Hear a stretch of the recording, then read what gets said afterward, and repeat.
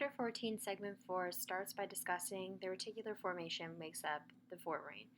The reticular formation being defined as an extensive region of the brain stem that is involved in arousal.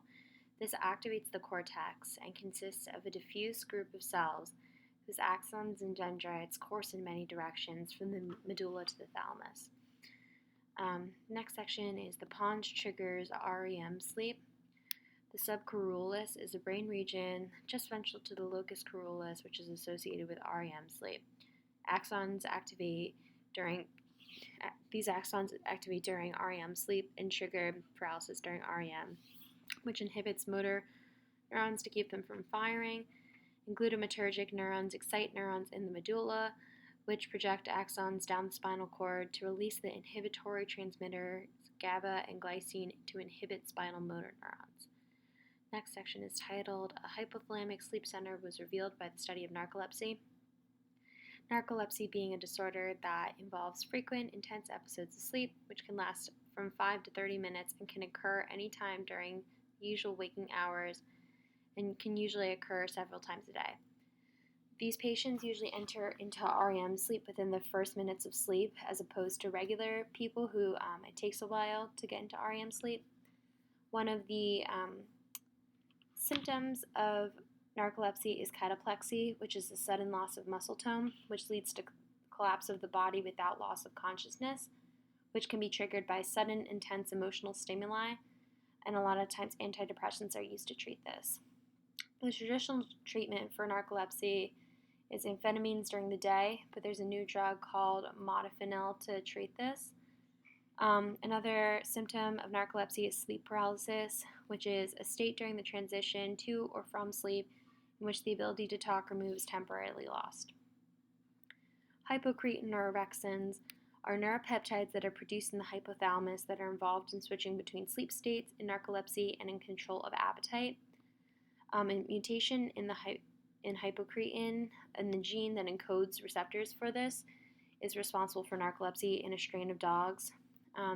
Humans with narcolepsy lose 90% of hypocretin neurons, which leads to inappropriate activation of the cataplexy pathway that is normally restricted in REM sleep. And neurons that produce hypocretin in the hypothalamus normally control our switching between wakefulness and REM, which sends axons to each of the three brain centers, including the basal forebrain, reticular formation, and subcoriolis, and hypothalamic tubermammillary nucleus. The next major section is titled, Some Minor Dysfunctions Are Associated with Sleep. Two sleep disorders in children include nightmares in sleep and uresis, which is bedwetting, and both are associated with slow wave sleep. Somnambulism is called sleepwalking, which is more common in childhood and usually lasts a few seconds to minutes. The person usually doesn't remember the experience of sleepwalking, and this usually occurs during stage 3 sleep, which means it's more common in the first half of the night since we have more stage 3 sleep in the first half of the night. An REM, and another one is an REM behavior disorder or RBD, which is a sleep disorder in which a person physically acts out a dream and is no longer paralyzed during REM. It's usually followed by the onset of early symptoms of Parkinson's disease and dementia. So this is usually associated with older people. The next section is titled, Insomniacs Have Trouble Falling Asleep or Staying Asleep. Sleep state misperception is a person's perception that he has not been asleep when in fact he has. This typically occurs at the start of a sleep episode. Situational factors that lead to insomnia can be shift work, time zone changes, and environmental conditions. Whereas sleep onset insomnia is difficulty falling asleep, there's also sleep maintenance insomnia, which is difficulty in staying asleep.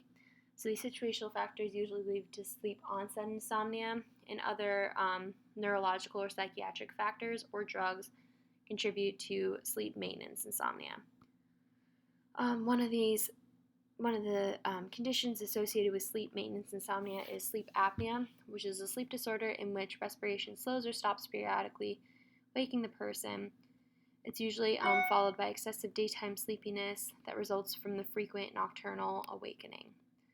This is caused by the progressive relaxation of the muscles of the chest, diaphragm, and throat cavity, or from changes in the pacemaker respiratory neurons of the brainstem.